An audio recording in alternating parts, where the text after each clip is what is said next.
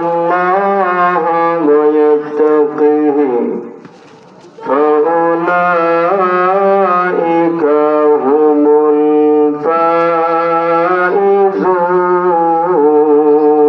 الفائزون. صدق الله العظيم. وقال النبي عليه الصلاة والسلام المؤمنون هينون لينون كالجمل الآنف إن قيد إنقاد وإن أنيخ على صخرة استناخ أو كما قال عليه الصلاة والسلام. صلى الله على سيدنا ومولانا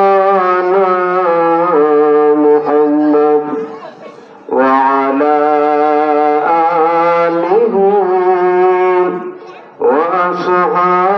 وأصحابه وسلم. صلى الله على سيدنا ومولانا محمد وعلى آله وأصحابه وسلم. الحمد لله. মহেশখালী মাগদানুল উলুম নুরানী হাফিজিয়া মাদ্রাসা ও এতিমখানা, শেলবরস, মহেশখালী বাজার, ধর্মপাশা, সুনামগঞ্জের উদ্যোগে আয়োজিত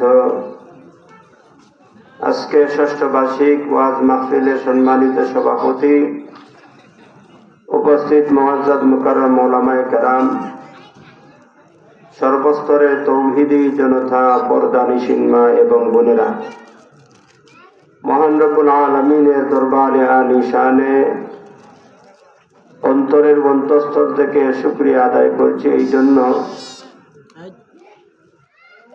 যিনি অত্যন্ত মহব্বত করে, দয়া করে, মায়া করে, ভালোবেসে আমাদেরকে আজকে পর্যন্ত জীবিত রেখে, সুস্থ রেখে আল্লাহর কালাম কোরআনের মাহফিলের মধ্যে একত্রিত হওয়ার তৌফিক দান করছেন। এজন্য শুকরিয়া আদায় করে সবাই বলি আলহামদুলিল্লাহ। আমি আল্লাহর কালাম কোরআন থেকে একখানা আয়াত তেলাওয়াত করেছি, নবীজির হাদিসের ভান্ডার থেকে একখানা হাদিস পাঠ করেছি। তেলাওয়াতকৃত আয়াত এবং পঠিত হাদিসের সমন্বয়ে কিছু আমলি কথা বলার চেষ্টা করব।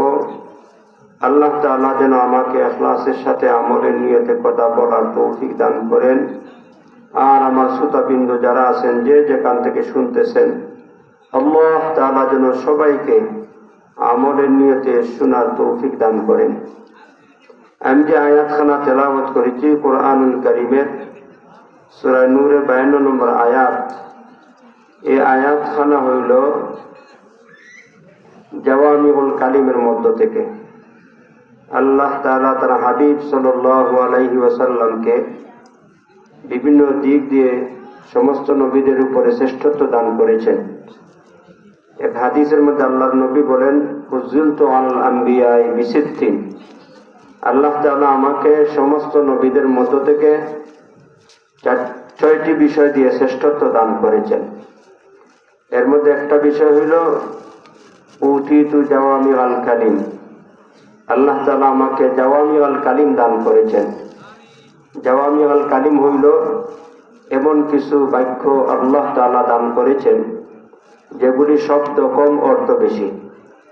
এটা একমাত্র আল্লাহ তাআলা আমাদের নবীকে দান করেছেন। এভাবে আল্লাহ তাআলা আল্লাহর হাবিব হাদিসের মধ্যে 6টি বিষয় উল্লেখ করছেন। নুসিরতু বিররুব, নবীজি বলেন আমার দুশমনদের অন্তরের মধ্যে আমার ভয় ভীতি ঢুকাইয়া আল্লাহ তাআলা আমাকে সাহায্য করেছেন।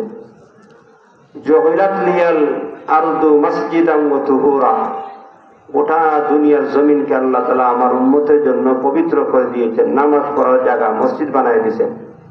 আগের যুগে নবীদের উম্মতের অবস্থা ছিল ইবাদত করতে হলে মসজিদের মধ্যে যাইতে হবে, ইবাদতখানার মধ্যে যাইতে হবে।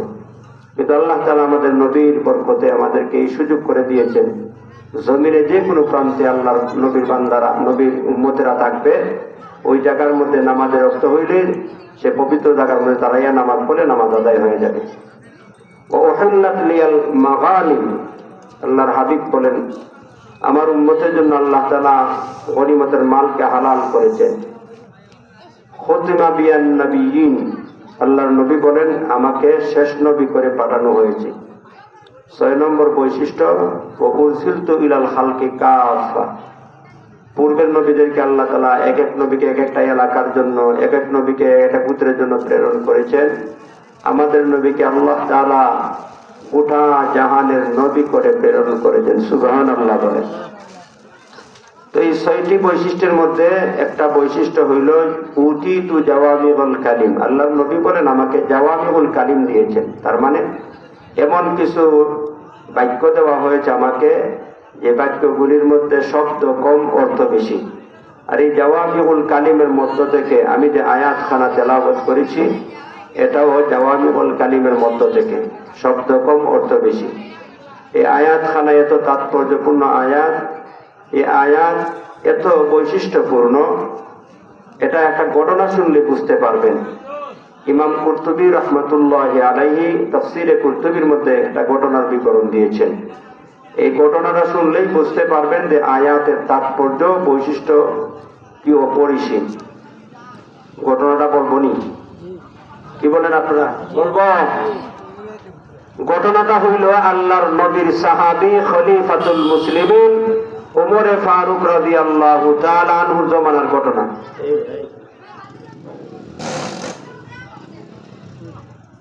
নবীর সাহাবী খলিফাতুল মুসলিমিন হযরতে ওমরে ফারুক রাদিয়াল্লাহু তাআলা নাম শুনছেন নি আপনারা?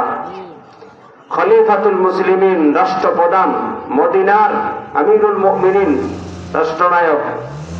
তার খেলাফত আমলের ঘটনা। তিনি এক সময় নামাজ পড়ে মসজিদে নববীর সামনে দাঁড়িয়ে আছেন। এমন সময় রোম দেশ থেকে আগত একজন খ্রিস্টান ব্যক্তি নবীর সাহাবীর সামনে দাঁড়াইয়া বলতেছে, আশহাদু আল্লা ইলাহা ইল্লাল্লাহু ওয়া আশহাদু আন্না মুহাম্মাদান আবদুহু ওয়া রাসূলুহু। আল্লাহু আকবার বলেন। আল্লাহর নবী সাহাবী খলিফাতুল মুসলিমিন ফারুক আযম রাদিয়াল্লাহু তাআলা আনহু বলেন, ওরে আল্লাহর বান্দা, তুমি কেন কালেমা পড়লে? কালেমা পড়ার কারণ কি? তুমি এই মাত্র কালেমা পড়ে মুসলমান হয়েছো নাকি আগেই মুসলমান ছিলে? আল্লাহর বান্দা বলে, ওগো খলিফাতুল মুসলিমিন, আমি আগে মুসলমান ছিলাম না, বরং এই মাত্র আপনার সামনে দাঁড়াইয়া কালেমা পড়ে মুসলমান হয়েছি। সুবহানাল্লাহ বলেন।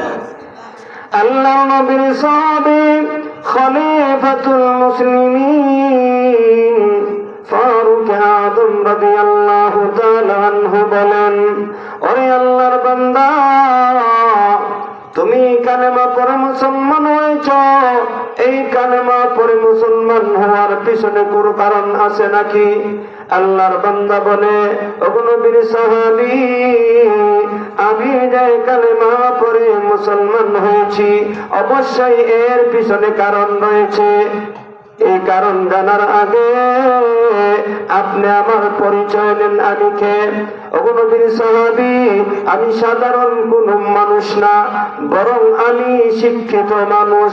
আসমান থেকে মহান আল্লাহ যত কিতাব নাযিল করেছেন সমস্ত কিতাব আমি অধ্যয়ন করেছি। সুবহানাল্লাহ বলেন। আল্লাহর বান্দা বলে, ওগো খলিফাতুল মুসলিমিন, আমি হইলাম একজন শিক্ষিত মানুষ।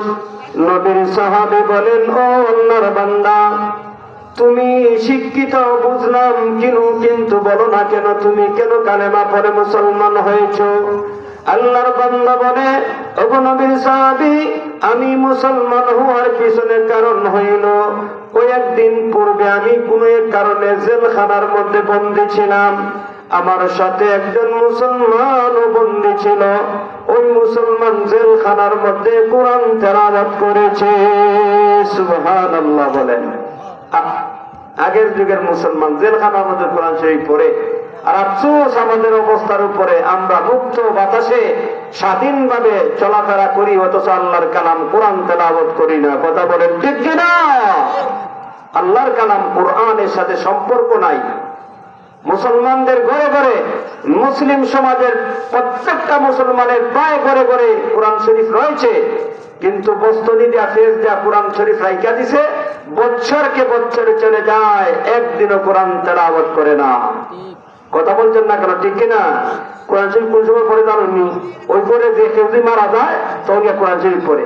মা মারা গেছে, বাপ মারা গেছে, তার মানে সুন্দর করে কোরআন শরীফটা বাইর করে লাশের সাথে কাছে বৈশা তেলাওয়াত করে। তার মানে বুঝাইতে চায়, বাবা তুমি তো জীবনের জন্মের জন্য চলে যাচ্ছ, তো যাওয়ার সময় একটু কোরআন তেলাওয়াত শুনে যাও। ঠিক কিনা বলেন? অথচ আল্লাহ কোরআন নাযিল করছেন জীবিতদের জন্য না মৃতদের জন্য? জীবিতদের জন্য। জীবিতরা তেলাওয়াত করবে, এরপরে আমল করবে। ঠিক কিনা ভাই? কিন্তু আজকে বর্তমান সমাজের মধ্যে, মুসলিম সমাজের দিকে তাকাইলে দেখা যায় যে মুসলমানদের অভ্যাস এমন হয়ে গেছে, সারা বছর চলে যায় মুসলমানদের ঘরে কোরআন তেলাওয়াত হয় না, গান বাজনার আওয়াজ সে শব্দ শোনা যায়। কথা বলেন ঠিক কিনা? যখন থেকে মুসলমানদের ঘর থেকে কোরআন তেলাওয়াতের আওয়াজ বন্ধ হয়ে গেছে, লক্ষ্য করা যায় মুসলিম সমাজের ঘরে ঘরে আল্লাহ আযাব আর গজব ঢুকাইয়া দিছে। আমাদের কাছে তো আসায়, হুজুর দোয়া করেন যেন ছেলে কথা শুনে না, মেয়ে কথা শুনে না, স্বামী স্ত্রীর মধ্যে মিল নাই, খতম পড়ায়, তাবিজ নিতে চায়। স্বামী আসে স্ত্রীর বিরুদ্ধে আর স্ত্রী আসে স্বামীর বিরুদ্ধে, ভুক্তভোগী আমি নিজে। কত বলবো, কত শত শত ঘটনা আছে আমার কাছে। ভাইরা আমার, এই অশান্তির আগুনে মুসলিম সমাজের মুসলিমরা, আপনি সময় ঘুমাইয়া আবার খাওয়ান দিচ্ছেন, কোথা কইতাম খাওয়ান, এটা উল্লুনি আগে রাখতেন মেয়েটা। ভাইরা আমার, যখন থেকে মুসলমানদের ঘর থেকে কোরআন তেলাওয়াত বন্ধ হয়ে গেছে, আল্লাহ তাআলা আযাব গজব ঢুকায় দিয়েছেন। ঠিক কিনা বলেন?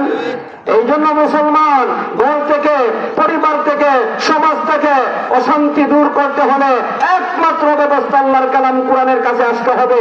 আল্লাহ রাব্বুল আলামিন তার কালাম কোরআন নাযিল করেছেন নবীজির উপরে। দীর্ঘ 30 বছরের কুরআনুল কারীম, এটা শান্তি সুখের আল্লাহর পক্ষ থেকে কুরআনুল কারীমকে সুখ শান্তির জন্য প্রেরণ করেছেন। ও মানুষ, দুনিয়ার মধ্যে সমাধান পেতে হলে ব্যক্তিগত জীবনের সমস্যার সমাধান, পারিবারিক জীবনের সমস্যার সমাধান, সামাজিক জীবনের সমস্যার সমাধান পেতে হলে কোরআনের কাছে আসো। ওই কোরআন তোমার জীবনের সব সমস্যার সমাধান করিয়া দেবে। ঠিক কিনা? আল্লাহ আমাদেরকে বোঝার তৌফিক দান করেন। কোরআন আবার তেলাওয়াত করা চাই। ঘরে ঘরে কিছু কয়েক বছর পূর্বে দেখা গেছে প্রত্যেকটা মুসলমানের ঘরে ঘরে কোরআন তেলাওয়াত হইতো। আজকে যত ডিজিটাল হচ্ছে যুগ, আপনি ডিজিটাল যুগ হচ্ছে, আপডেট হচ্ছে, গান বাজনার আওয়াজ শোনা যায়, মুসলমানদের ঘর থেকে কোরআন তেলাওয়াত বন্ধ হয়ে যায়। ঠিক কিনা ভাই? আল্লাহ আমাদের অবস্থার উপরে হেফাজত করেন। আল্লাহ আমাদের অবস্থার পরিবর্তন করিয়া প্রত্যেকটা মুসলমানের ঘরে ঘরে কোরআন তেলাওয়াতের আমল চালু করার তৌফিক দান করেন। সবাই বলেন আমিন। ওই যে আল্লাহর বান্দা খলিফাতুল মুসলিমিনকে লক্ষ্য করে বলেছিল, ও খলিফাতুল মুসলিমিন, আমি জেলখানার মধ্যে যখন ছিলাম তখন আমার সাথে একজন মুসলমানও ছিল। ওই মুসলমান দেখলাম একটা কোরআন তেলাওয়াত করে, তার তেলাওয়াতের মধ্যে গভীরভাবে মনোযোগের সাথে লক্ষ্য করে দেখলাম একখানা আয়াত সে তেলাওয়াত করেছে। ওই আয়াতখানা শ্রবণ করার পরে চিন্তা ভাবনা করলাম, এই আয়াত নিয়ে গবেষণা করলাম, কারণ যেহেতু আমি শিক্ষিত, আসমানি সব কিতাবে আমি অধ্যয়ন করেছি, তো এই আয়াতখানা নিয়ে চিন্তা ভাবনা করে দেখলাম সুবহানাল্লাহ, এই ছোট্ট আয়াতের মধ্যে আল্লাহ আসমান থেকে যত কিতাব নাজিল করেছেন সব কিতাবের বিষয়বস্তু ওই ছোট্ট আয়াতের মধ্যে আল্লাহ সন্নিবেশন করে দিয়েছেন। সুবহানাল্লাহ বলে আল্লাহর বান্দা বলে ওগো খলিফাতুল মুসলিমিন, আমি যখন ওই আয়াতখানা নিয়ে গভীর ভাবে চিন্তা ভাবনা করলাম, ওগো নবীর সাহাবী, চিন্তা ভাবনা করে বুঝতে পারলাম এটা কোনো মানুষের কথা হতে পারে না। সুবহানাল্লাহ বলেন। ওগো নবীর সাহাবী, চিন্তা ভাবনা করে দেখলাম এটা কোনো মানুষের কথা হতে পারে না, বরং এটা আল্লাহর কালাম, কোরআনের আয়াত। আমার অন্তর থেকে সন্দেহ দূর হয়ে গেছে। ওগো নবীর সাহাবী, জেলখানা থেকে আমি সিদ্ধান্ত গ্রহণ করেছি, যদি আমি জেলখানা থেকে মুক্তি পাই, সর্বপ্রথম আমি জেলখানা থেকে বের হইয়া খলিফাতুল মুসলিমিনের সামনে যাইয়া কালেমা পড়ে মুসলমান হইয়া যাব। সুবহানাল্লাহ বলেন। আল্লাহর নবীর সাহাবী খলিফাতুল মুসলিমিন ফারুক আযম রাদিয়াল্লাহু তাআলা আনহু বলেন, ও আল্লাহর বান্দা, যে আয়াতখানা তেলাওয়াত শ্রবণ করিয়া তুমি কালেমা পড়ে মুসলমান হয়েছো, ওই আয়াতখানা তুমি আমাকে একটু শোনাও। আল্লাহর নবীর সাহাবী খলিফাতুল মুসলিমিন ওই ব্যক্তির কাছ থেকে ওই আয়াতখানা তেলাওয়াত শুনতে চেয়েছিলেন। আমি আপনাদের কাছ থেকে জানতে চাই, ওই আয়াতের তেলাওয়াত শুনতে চাননি আপনারা? আল্লাহর বান্দা বলে, ওগো খলিফাতুল মুসলিমিন, আমি যে আয়াতখানা শ্রবণ করিয়া কালেমা পড়ে মুসলমান হওয়ার সিদ্ধান্ত গ্রহণ করেছিলাম, এই আয়াতখানা হইল আল্লাহর কালাম কুরআনুল কারীমের সূরা নূরের 52 নম্বর আয়াত। ওই আয়াতের মধ্যে মহান আল্লাহ 4টি বিষয়ের বিবরণ দিয়েছেন। আল্লাহ তাআলা আয়াতের শেষ দিকে বলে দিয়েছেন, এই 4টি বিষয়ের উপরে যারা আমল করিয়া মৃত্যুবরণ করবে, মহান আল্লাহ কিয়ামতের দিন কঠিন হাসরের ময়দানে বিচারকে সহজ করিয়া আল্লাহর তৈরি জান্নাতের মধ্যে তাকে প্রবেশ করাইয়া চূড়ান্ত সফলতা দান করবে। সুবহানাল্লাহ বলেন। আল্লাহ বলেন, ওয়া মান ইউতিল্লাহ ওয়া রাসূলাহু ওয়া ইয়াখশাল্লাহ ওয়া ইয়াত্তাকিহি, 4টি বিষয়ের বিবরণ দেওয়া হয়েছে। ওয়া মান ইউতিল্লাহ 1, ওয়া রাসূলা 2, ওয়া ইয়াখশাল্লাহ 3, ওয়া ইয়াত্তাকিহি 4। এই 4টি বিষয়ের বিবরণ দেওয়ার পরে আল্লাহ রাব্বুল আলামিন আয়াতের শেষ দিকে ঘোষণা করেছেন, ফাউলাইকা হুমুল ফাইজুন।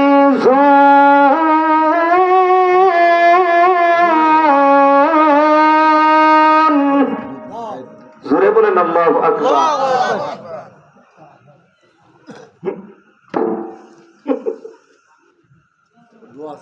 আপনি একটা জিনিস রে ভাই, মানতে হবে, আল্লাহ কবুল করো, বেশি বেশি হায়াত দান করো আমার বাইরে। ভাইয়েরা আমার, আল্লাহ 4টি বিষয় উল্লেখ করার পরে আয়াতের শেষ দিকে আল্লাহ বলছেন ফাউলাইকা হুমুল ফাইজুন। তার মানে ফাইজুন, ফাজা ইয়াফুজুর অর্থ হল সফল কাম হওয়া। আর সফল কাম কাহাকে বলে আল্লাহ কোরআনের মধ্যে উল্লেখ করছেন। এটা আপনার আমি নিজে ব্যাখ্যা করা দরকার নাই। ফাজা ইয়াফুজু ফাইজুন, এই সফলতা, কামিয়াব হওয়া, কামিয়াব কাহাকে বলে আল্লাহ কোরআনের মধ্যে উল্লেখ করে দিয়েছেন। বলবো নি? কথা বলেন, বলবো? আল্লাহ বলেন, কুল্লু নাফসিন যায়িকাতুল মাউত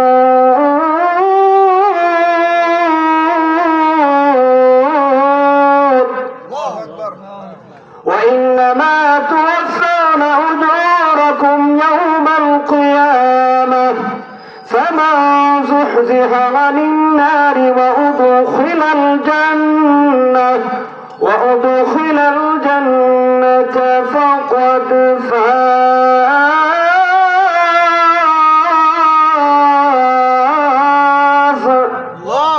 বলেন কুল্লু নাফসিন যায়িকাতুল মাউত, সমস্ত প্রাণী মৃত্যুর স্বাদ আস্বাদন করবে। কিয়ামত কায়েম হওয়ার পরে প্রত্যেকটা মানুষের কর্মের বদলা দেওয়া হবে। এই বদলা দেওয়ার ক্ষেত্রে যাকে জাহান্নাম থেকে মুক্তি দিয়া আল্লাহর তৈরি জান্নাতে প্রবেশ করানো হবে, ফাকাদ ফাজ, আল্লাহ বলেন সেই চূড়ান্ত সফলতা অর্জন করবে। সুবহানাল্লাহ। চূড়ান্ত সফলতার ব্যাখ্যায় তাফসীরবিদগণ বলেন, চূড়ান্ত সফলতা বলতে বোঝায় মনে যখন যা চায় তাই পেয়ে যাওয়া। সুবহানাল্লাহ বলেন। মনে যখন যা চায় তাই পেয়ে যাওয়া, আর জীবন থেকে সব কষ্ট মুসিবত পেরেশানি দূর হয়ে যাওয়া। এই জন্য আল্লাহ কোরআনের এক আয়াতের মধ্যে বলছেন, জান্নাতের মধ্যে জান্নাতীরা প্রবেশ করার পরে সে বলবে, কি বলবে আল্লাহ কোরআনের মধ্যে উল্লেখ করছেন। সুবহানাল্লাহ বলেন। আল্লাহ বলেন জান্নাতীরা জান্নাতের মধ্যে প্রবেশ করার সময় বলবে, وقالوا الحمد لله الذي أذهب عنا الحزن إن ربنا لغفور شكور الذي أحلنا دار المقامة من فضله إن ربنا لغفور شكور الذي أحلنا دار المقامة من فضله لا يمسنا فيها نصب ولا يمسنا فيها لغوب।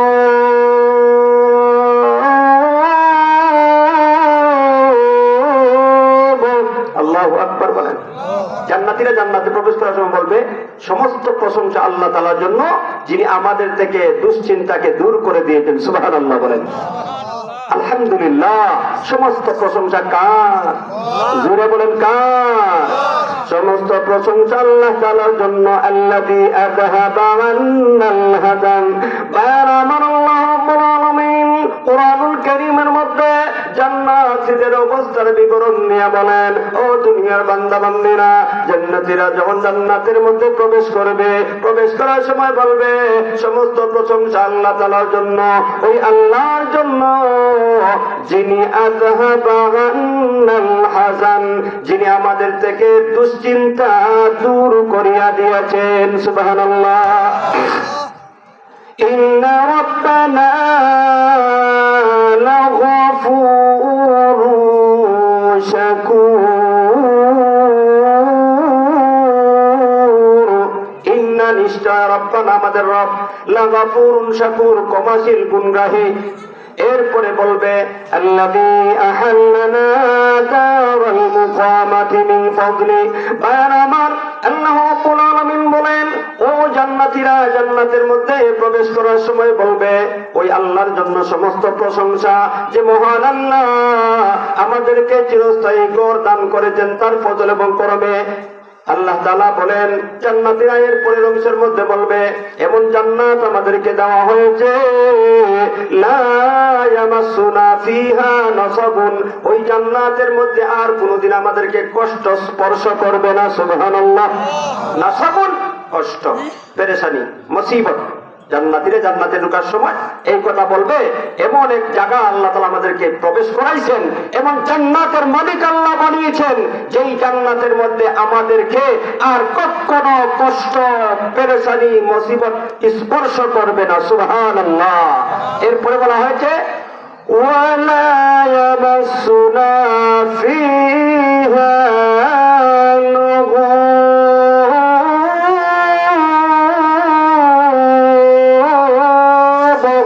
এবং জান্নাতের মধ্যে আমাদেরকে আর ক্লান্তি আসবে না। সুবহানাল্লাহ বলেন।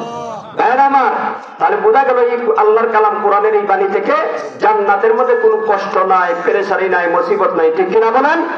আর আরেক জায়গার মধ্যে আল্লাহ বলছেন, জান্নাতীরা জান্নাতে প্রবেশ করার পরে তাদের মনে যা চাইবে চাবার সঙ্গে সঙ্গে আল্লাহর পক্ষ থেকে দেওয়া হবে। সুবহানাল্লাহ বলেন। যেমন আল্লাহ রাব্বুল আলামিন কোরআনের অন্য আয়াতের মধ্যে বলছেন, মা তাশতাহি আনফুসুকুম ওয়ালাকুম ফিহা মা তাদউন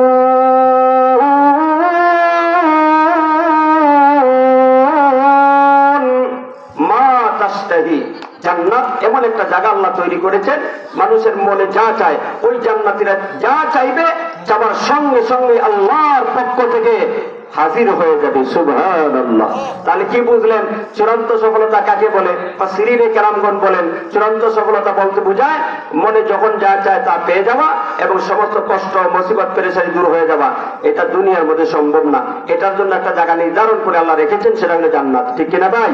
ওই জান্নাতে যেতে হলে আমার তেলাওয়াত করা আয়াতের মধ্যে আল্লাহ 4টি গুণের বিবরণ দিয়েছেন, একটা তো বুঝাতাম না। এই 4টি আছে ভাই কইতেছে সংক্ষেপে কইলাই বলবো না সমস্যা হইতেছে। আল্লাহ তাআলা আমার তেলাওয়াত করা আয়াতের মধ্যে 4টি গুণের বিবরণ দিয়া আয়াতের শেষ দিকে বলেছেন চূড়ান্ত সফলতা তাদেরকে দেওয়া হবে। এজন্য চূড়ান্ত সফলতার জায়গা দুনিয়া না, চূড়ান্ত সফলতার জায়গা আল্লাহ নির্ধারণ করেছেন জান্নাত। যারা জান্নাতে প্রবেশ করবে তারাই কেবল চূড়ান্ত সফলতা অর্জন করবে। সুবহানাল্লাহ বলেন ভাইয়ের আমার। এই জন্য চূড়ান্ত সফলতার জায়গা জান্নাত। ওই জান্নাতে যেতে চাই কি চাই না? কারা কারা চাই না হাতটা তুলা দেন। এদের কয়টা না আল্লাহ সবাইকে জান্নাতি হওয়ার তৌফিক দান করেন। এখন জান্নাতে যেতে চাই চাই বলে যাওয়ার বলি আপনি এখান থেকে পয়সা দিয়ে মনে করেন আপনি তসবিহ পড়েন যে আমি বাদশাহগঞ্জ যাইতে চাই, বাদশাহগঞ্জ যাইতে চাই, পয়সা পয়সা তসবিহ পড়ে যেতে পারবেন? কেন যেতে পারবেন না? কি করতে হবে? এখানে পয়সা তসবিহ পড়লে বাদশাহগঞ্জ যেতে চাই, বাদশাহগঞ্জ যেতে চাই, তসবিহ পড়লে যাওয়া যাবে না। কি করতে হবে এটা আমার ওয়াজ করে বোঝানোর দরকার নাই। কথা বলেন না কেন? ঠিক না? কি করতে হবে প্রত্যেকের কমন সেন্স বলে দিবে। এই জন্য আমরা জান্নাতি হতে চাই, জান্নাতে যেতে চাই, চাই চাই বললে যাওয়া যাবে না। এই পৃথিবীতে এই দুনিয়ার হায়াতে জিন্দেগির মধ্যে আমাদের কিছু আমল করতে হবে। ঠিক কিনা ভাই? আল্লাহ রাব্বুল আলামিন আমার তেলাওয়াত করা আয়াতের মধ্যে 4টি কর্মসূচির উল্লেখ করেছেন।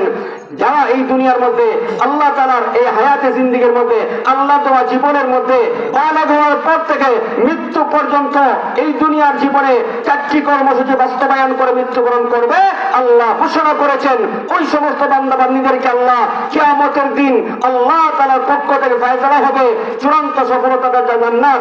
ওই জান্নাতের মধ্যে আল্লাহ প্রবেশ করাইয়া চূড়ান্ত সফলতা দান করা হবে। সুবহানাল্লাহ।